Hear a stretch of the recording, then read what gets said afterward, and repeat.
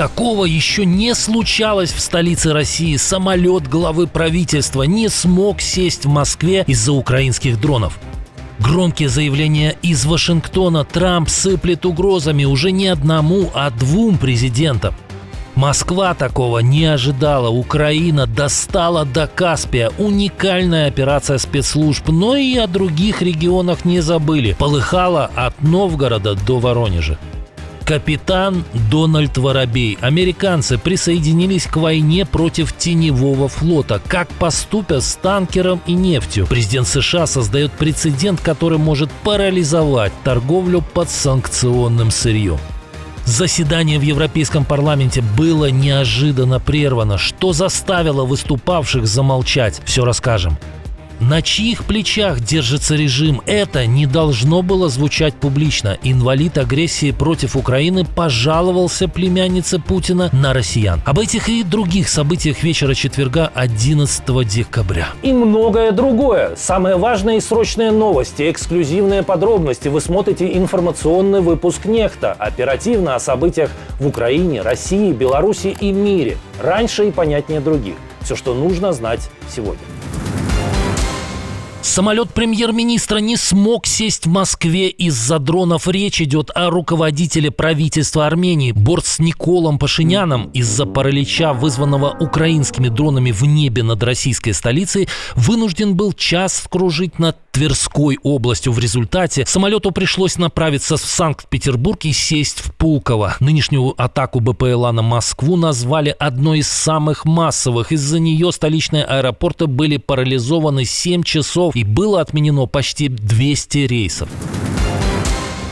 Визиты украинских беспилотников в другие точки страны-агрессора были более результативными и зажигательными.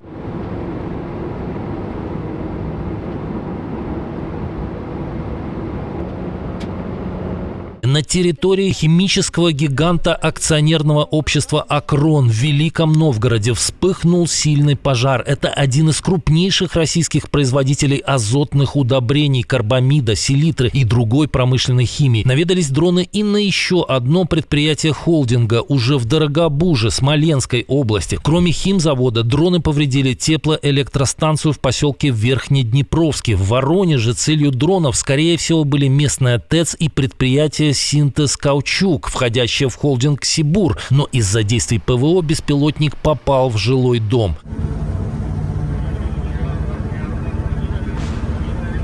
В общей сложности Минобороны России отчиталась о перехвате и уничтожении 287 украинских беспилотников за ночь. Это одна из крупнейших атак с начала войны. Тем временем Дональд Трамп снова давит на Владимира, но не на Путина, а на Зеленского. Я думаю, ему нужно быть реалистом. Дальше от хозяина Белого дома посыпалась смесь из намеков, предложений и требований. Был проведен опрос, в котором 82% людей требуют урегулирования конфликта. Украинцы хотят видеть урегулирование, и я понимаю, что они теряют тысячи и тысячи людей каждую неделю, и они хотят, чтобы это закончилось. И я спрашиваю, когда в Украине состоятся выборы? Это не попытка очернить кого-либо, но там действительно масштабная коррупционная ситуация. Похоже, кто-то убеждает Трампа, что Зеленский на выборах проиграет, и с новым президентом Украины, Белому дому и Москве будет легче договориться. Как думаете, есть ли шансы на победу такого кандидата? А может, для разнообразия американскому президенту кто-то расскажет о коррупции и честности выборов в России?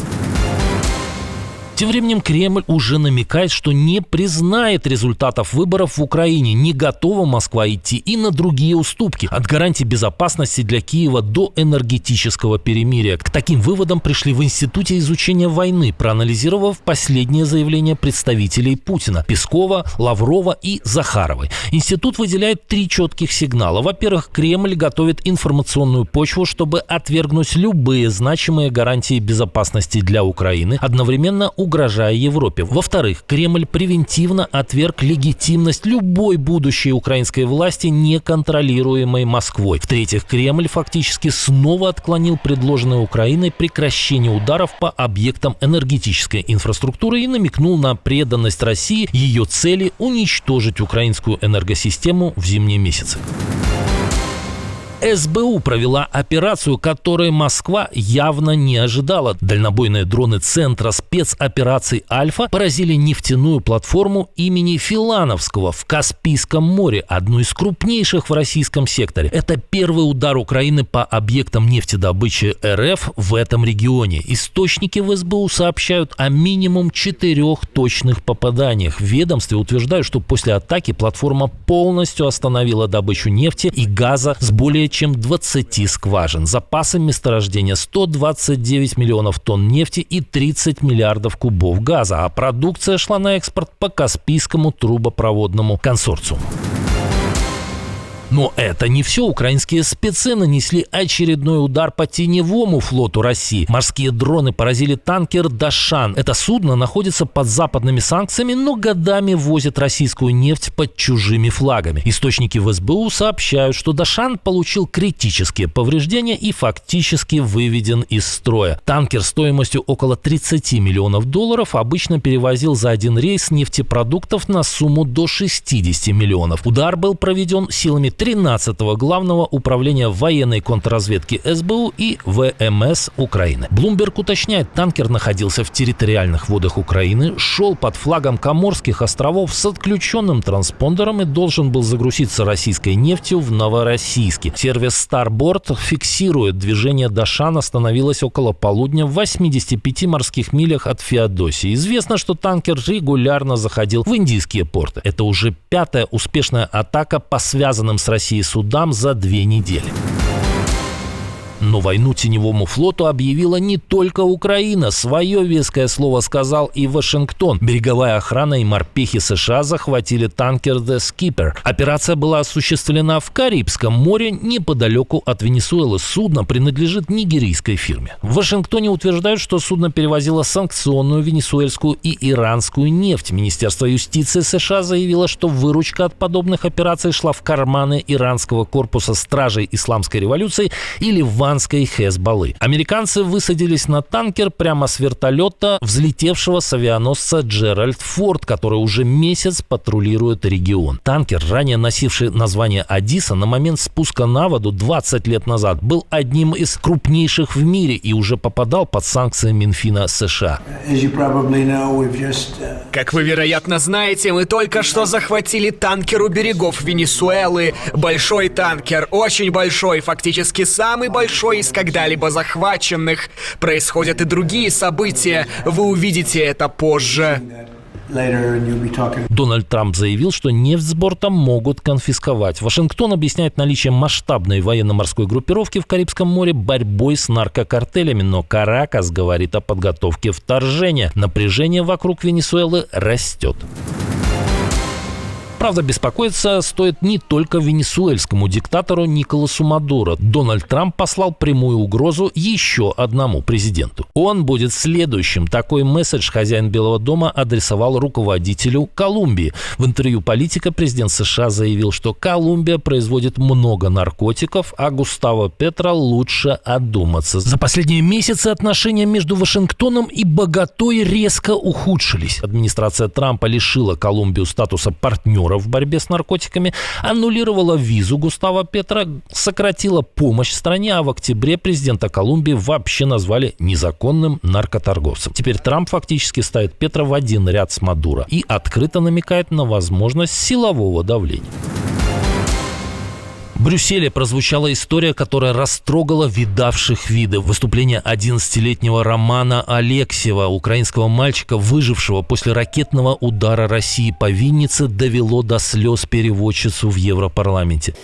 14 липня 2022 року ми з мамою були в Вінниці, в Клінці, і туди прилетіло 3 російських ракети.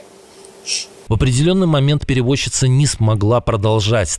On the 14th of July 2022, sorry, I'm a bit emotional as well.